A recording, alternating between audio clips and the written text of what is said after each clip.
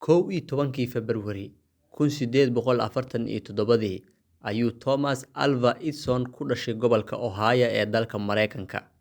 Master Edison markii uu 7 jir ahaa ayay qoyskiisu u guureen gobolka Michigan si aabihiis oo nijaar ahaa uu magaaladaas uga helo fursado shaqo. Gobolkaas ayuu Edison ku qaatay noloshiisa carruurnimo. Waqti kooban ayuu halkaa dugsi waxbarasho ka galay. Intii waxbarashada uu ku jiray, dhibcihiisu aad ayay u hooseeyeen ilaa ugu dambeyntii uu dugsigii ka tegay. Intaa wixii ka dambeeyay, hooyadii oo hore macallimad u ahayd ayaa guriga wax ku bari jirtay. Dhanka kale, Edison caafimaadkiisu aad buu u liitay carruurnimadiisa oo dhan. Isaga oo weli carruur ah ayuu shaqo bilaabay. Wuxuu wargeysyo iyo khudaar ku iibin jiray agagaarka busteejyada tareenada. Waqtigaas wuxuu tijaabin chemistry ah ku sameyn jiray isla miiska uu khudaarta ku iibin jiray. Kolkii uu maalin dab ka dhashay tijaabooyinkaas buu joojiyay inuu miiskaasi ku dul sameeyo tijaabo kale. Markii uu 12 jir ahaa, si buuxda ayuu Edison u dhagabeelay. Arrintan ayaa ahayd tii ugu weyneed ee murugo gelisay hooyadii, balse isagu uma arag caqabad. Waxa uu u arkayay fursad meesha ka saaraysa jabaq kasta oo mashquulin lahayd tijaabooyinkiisa, diiraddiisana ka leexin lahayd. Inkasta oo dhanka kalena ay dhaga la'aantu ku sababtay in aanu dadka dhexgelin oo uu ka qajilo la macaamilkooda. Sanadkii 1862 ayuu Edison wiil yar ka badbaadiyay tareen jiri lahaa. Wiilkaas yar aabihiis oo la oran jiray Mackenzie ayaa Edison abaalgud ahaan waxa uu u baray sida loo isticmaalo qalabka telegraafku. Telegraafku waxa uu ahaa qalab ay tareenadu fariimaha isugu gudbin jireen. Xirfaddan cusub ee Master Edison la baray waxa ay u ahayd waa cusub oo u baryay.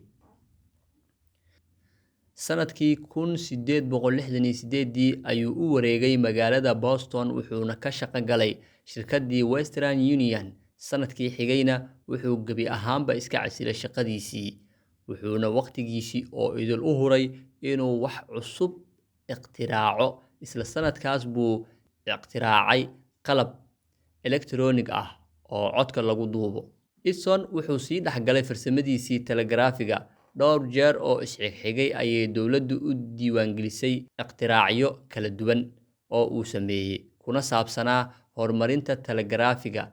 Edison iyo nin kale ayaa wada dhisay shirkad daabacaadda fariimaha telegraafiga la isugu gudbiyo.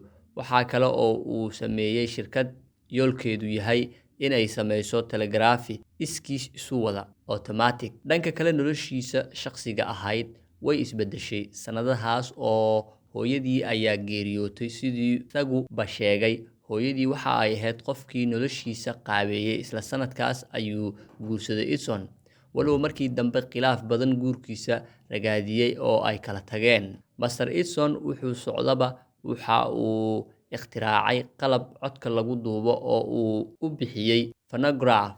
Nasiib darase, waqtigaa ma uu sii horumarin ikhtiraacdiisan, maadaama oo aanay dad badani danaynayn. 10 sano kadib ayuuse si aad ah u horumariyay.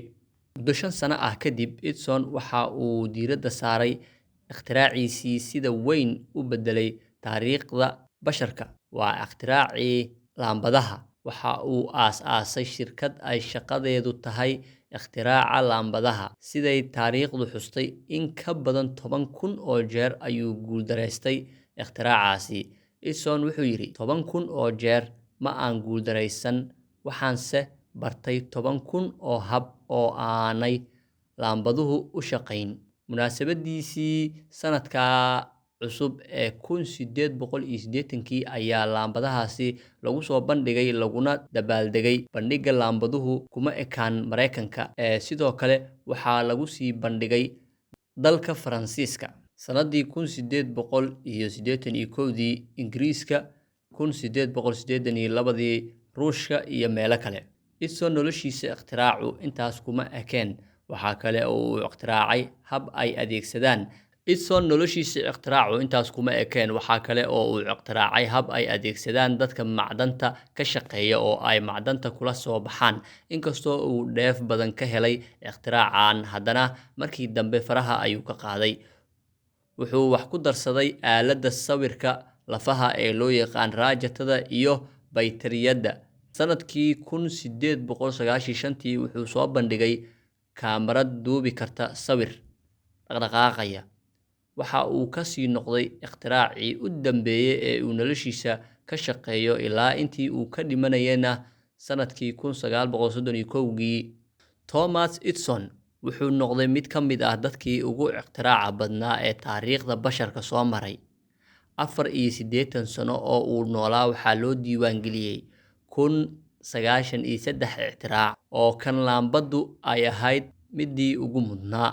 daawadayaal saaxiibayaal, aad baad u mahadsantihiin la joogiina iyo sida aad noola socoteen, balse waxaan idinka codsanaynaa inaad noo sii sheer garaysaan oo like-tana aad noo saartaan.